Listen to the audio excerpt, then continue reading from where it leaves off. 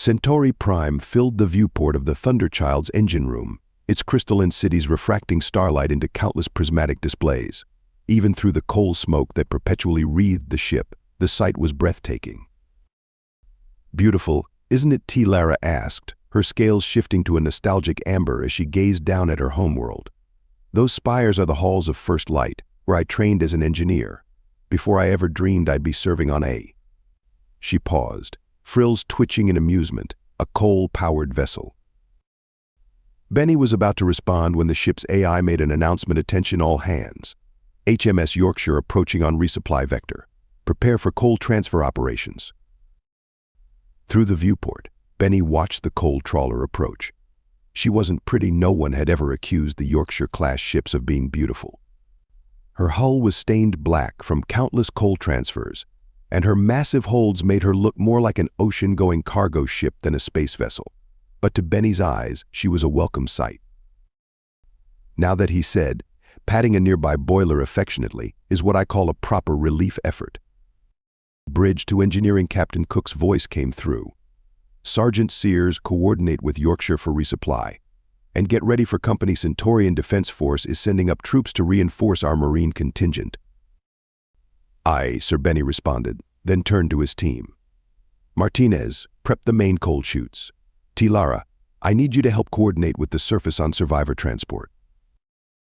The engine room burst into activity as they prepared for the complex dance of spaceborne coal transfer.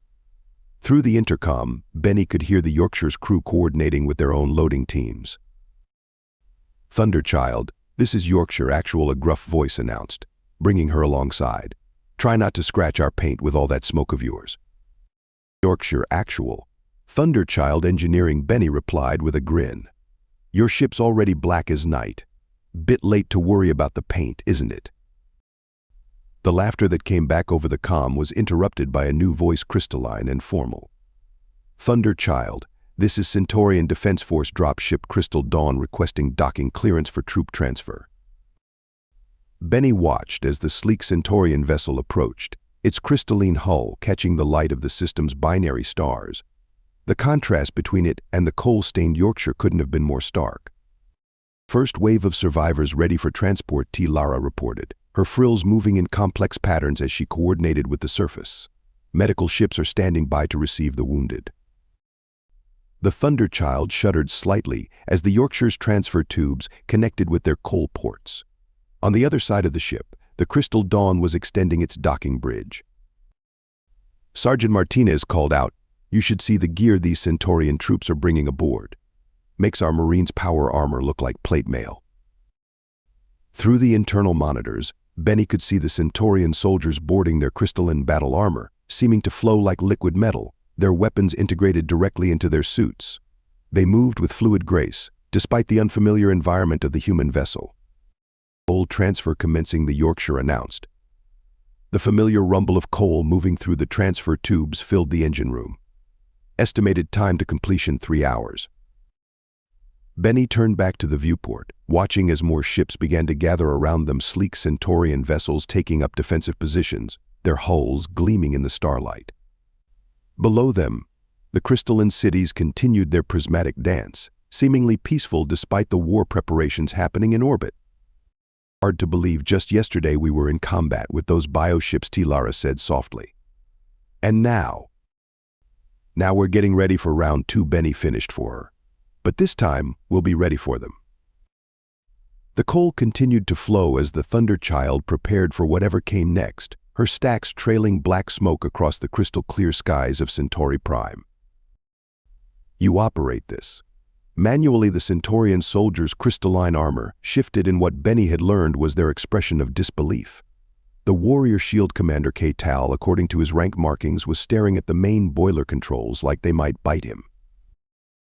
"Not everything needs quantum processors and bio-neural interfaces," Benny said, demonstrating the simple mechanical linkages.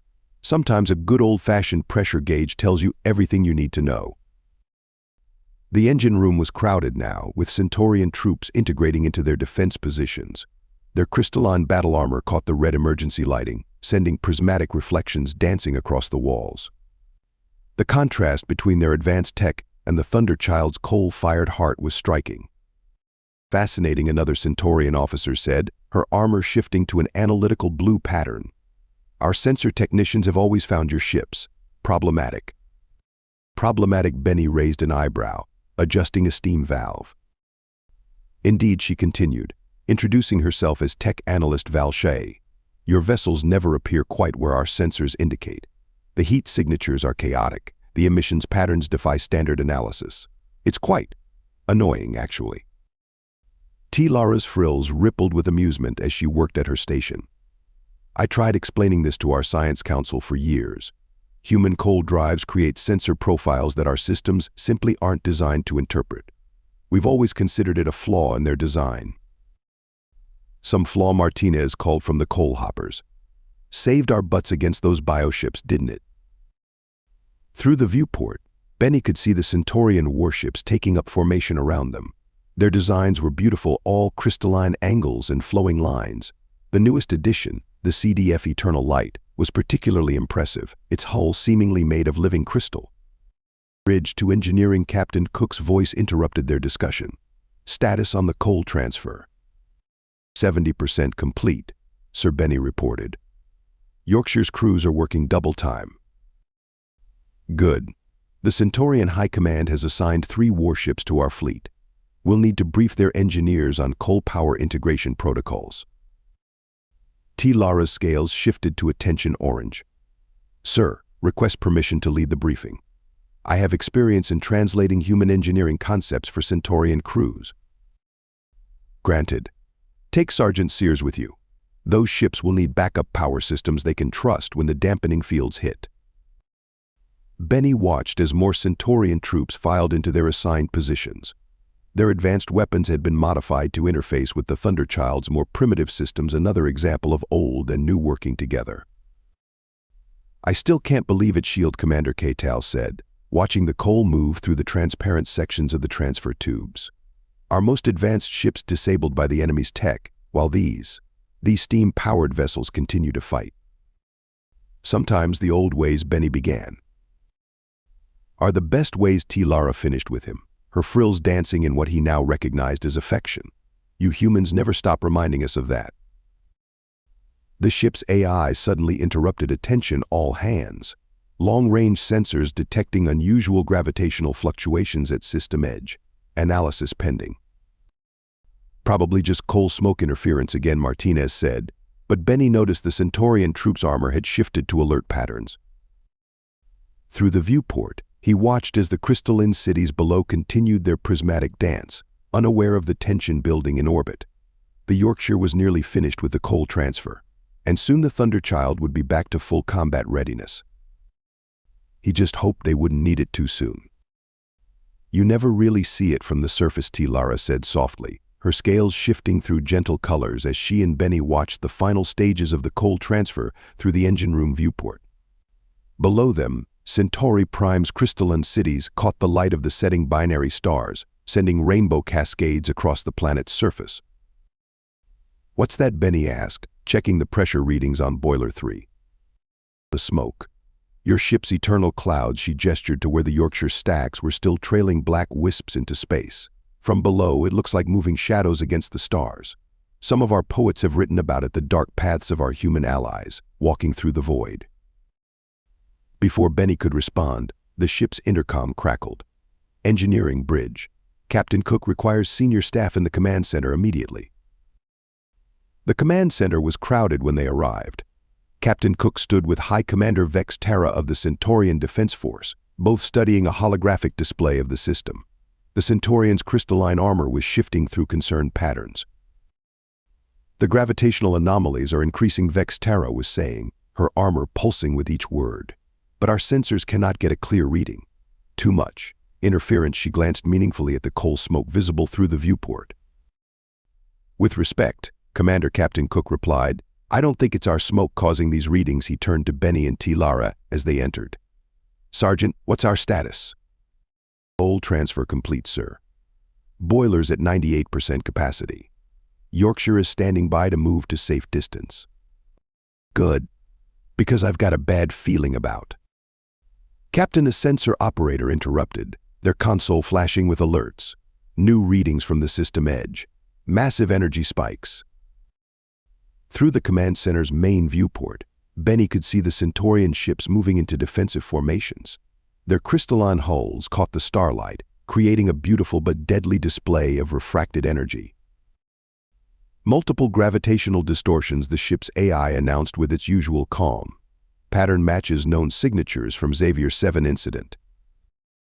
The room went silent. T-Lara's scales shifted to alarm white. "How many?" Captain Cook asked quietly. "Initial estimates suggest 37 distinct signatures. More forming." "Mother of God," someone whispered. Engineering Cook turned to Benny. "Get those boilers hot. We might need everything they've got very soon." "Aye." Sir Benny turned to go, but stopped when T-Lara grabbed his arm. "Benny," she said softly, her frills moving in a pattern he'd never seen before. "My family. They're in the Central Spire district." He covered her hand with his. "We won't let them through, T-Lara. Not here. Not to your home." The ship's AI spoke again, alert. Long-range sensors detecting spatial tear forming at coordinates. The rest was lost as the Thunderchild's proximity alarms began to scream. They emerged like nightmares from the void bioships, tearing their way into normal space, their impossible geometries twisting reality around them. The purple dampening field preceded them like a wave of darkness. "All hands." Battle Station's Captain Cook's voice boomed through the Thunderchild. "Engineering, emergency power." Benny was already running, T-Lara right behind him. Through every viewport they passed, he could see more enemy ships appearing. The Centaurian fleet's formation was breaking up as their advanced systems began to fail. By the first suns, T-Lara gasped as they reached engineering. "There are so many." "Status report," Benny shouted to his team as he rushed to the main control panel. "Boilers at full pressure," Martinez called back. "Coal feeds running hot." Through the engine room viewport, Benny watched as the massive Centaurian flagship, Eternal Light, began to drift. Its crystalline hull, normally pulsing with energy, was growing dark as the dampening field took hold. "This is CDF Eternal Light," a panicked voice came through the comm. "We're losing power. All systems failing." Bridge to engineering, Cook's voice was steel. "Sergeant Sears, tell me we've got something for them." Benny shared a look with T-Lara. "Sir, we installed those coal-powered backup generators on the Eternal Light yesterday. They just need to." Already signaling them, T-Lara's frills were a blur of motion as her fingers flew across her console. "Eternal Light, initiate protocol Coal 7. Route all emergency power through the human backup systems." For a moment, nothing happened. Then, slowly, lights began to flicker back on across the Centaurian flagship's hull. "It's working." The relief in the Centaurian commander's voice was palpable. "By the ancestors, these primitive engines are actually working." Yorkshire to Thunderchild, the coal trawler's captain cut in. "We're combat ready. These bastards want to play. Let's show them what coal-powered guns can do." The Thunderchild's boilers roared as Benny pushed them to their limits. Black smoke poured from their stacks, creating a defensive screen around the recovering Centaurian ships. Through the haze, he could see the bioships advancing, their living weapons preparing to fire. Multiple hostile contacts on attack vector, the ship's AI reported. Enemy vessels deploying boarding craft. Calculating point defense solutions. "Engineering team, arm yourselves," Benny ordered, checking his own sidearm. "If they want to board us again, we'll give them the same welcome they got at Xavier 7. The first impacts rocked the ship as the battle was joined. Through the smoke and chaos, Benny could see the Yorkshire moving to protect the civilian evacuation ships, her coal-driven guns blazing. The Eternal Light, running on human backup power, was starting to return fire. "Hull breach on Deck 5, the AI announced. Enemy boarding parties detected. Marine teams responding." T-Lara's scales had shifted to battle red, her crystalline armor forming around her engineer's uniform. "They will not take my homeworld," she said, her voice hard. "Not while we still have coal to burn." Another impact shook the ship. Through the comm, Benny could hear the sounds of combat as human Marines and Centaurian warriors fought side by side against the boarding parties. Sir Martinez called out, "You need to see this." Benny rushed to the viewport where his crewman was pointing. Through the smoke and battle, something was emerging from a massive spatial tier, something that made his blood run cold. "Mother of God," he whispered. The thing emerging from the spatial tier defied description. It was as if someone had taken a living planet and twisted it into a weapon. Biomechanical tendrils, each larger than the Thunder Child, writhed in space as the monstrosity pulled itself into normal space. "Bridge to all hands," Captain Cook's voice was unnaturally calm. "Are you seeing this?" "Sensor analysis incomplete," the ship's AI reported. "Entity mass is approximately 1/8 of Earth's moon. Biological and mechanical components detected. Energy readings, unprecedented." Through the engine room viewport, Benny watched as the massive bioship's tendrils began to move with purpose. Smaller vessels were emerging from ports along its surface, hundreds of them. Sir Benny called to the bridge, permission to speak freely. "Granted, Sergeant." "That's not a ship. That's a mobile hive." Assessment confirmed. Lara's voice was tight as she read from her console. "The smaller bioships, they're being grown and launched in real time. It's a living factory." The Thunder Child shuddered as another volley struck their armor. Around them, the battle raged. The Yorkshire was laying down covering fire for the eternal light, their combined smoke screens making targeting difficult for the enemy. But the sheer number of hostile ships was overwhelming. Engineering bridge. Status report. Boilers at 115%. Sir Benny reported, watching the pressure gauges climb into the red. "She won't take much more." "She'll take what we give her, Sergeant. We're all that stands between that thing and 7 billion Centaurians." Through the smoke and chaos, Benny could see the crystalline cities below. Somewhere down there was Lara's family, along with countless others. The massive hive ship's shadow was already darkening the planet's surface. Martinez, Benny shouted. "Emergency coal feed to all boilers. Lara, reroute all non-essential power to the engines." Benny, Lara's frills were pale with concern. "If we push her any harder, the boilers could." "Sometimes you have to roll the hard 6, he said, grabbing the main control lever. "Engineering to bridge. Requesting permission for burn protocol 0. There was a pause on the comm.